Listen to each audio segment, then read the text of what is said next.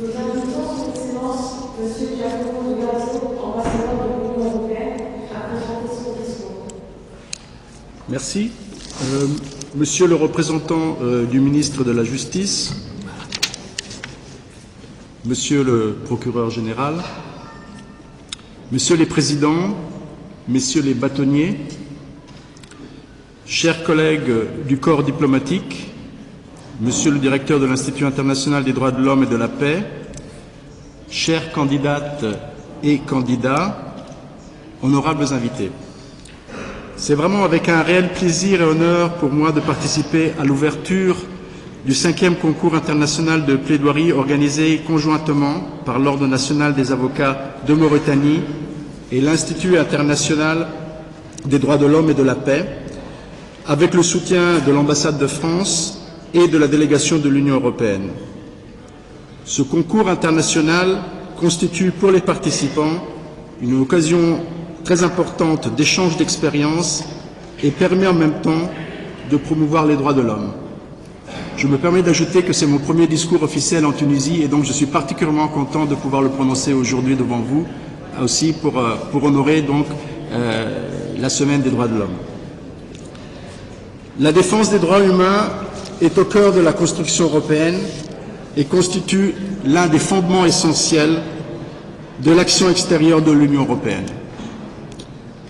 Cela se traduit notamment par une approche fondée sur les droits englobant l'ensemble des droits de l'homme, qu'ils soient civils, politiques, économiques, sociaux ou culturels, et notamment autour des concepts d'égalité, d'universalité et d'individualité des droits de l'homme, de non-discrimination.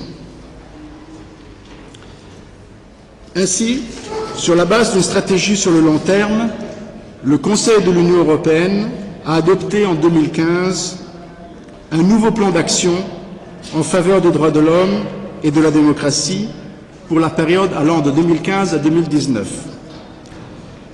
Ce plan d'action prévoit, entend surtout renouveler l'engagement pris par l'Union européenne de promouvoir et de défendre les droits de l'homme et de soutenir la démocratie dans le monde entier. L'Union européenne met particulièrement l'accent sur la participation des institutions et mécanismes locaux, y compris les institutions nationales de défense des droits de l'homme, ainsi que de la société civile, et sur la coopération avec ceux-ci. Cela se traduit en Mauritanie par un accompagnement de la réforme de la justice depuis très longtemps, depuis exactement l'année 2007, qui va se poursuivre encore dans le temps, mais également par des appuis directs aux organisations de la société civile, dont le rôle d'accompagnement et de défense des droits humains est clairement reconnu dans la législation mauritanienne.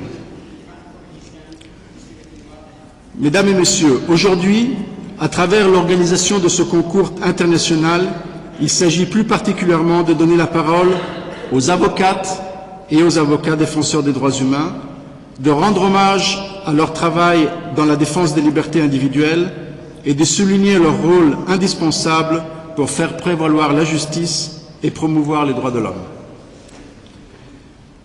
Les plaidoiries présentées au cours de cette journée, qui concernent des cas réels relatifs à la promotion et la défense des droits de l'homme, nous ramèneront à l'actualité que nous savons ou que nous vivons quotidiennement.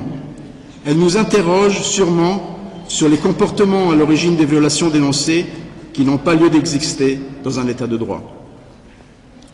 Je ne saurais terminer mon intervention sans remercier le ministre de la Justice qui nous accueille dans le palais de justice de Nouakchott, preuve, s'il en était besoin, de l'importance que la Mauritanie souhaite accorder au travail des avocats et à la défense des droits humains.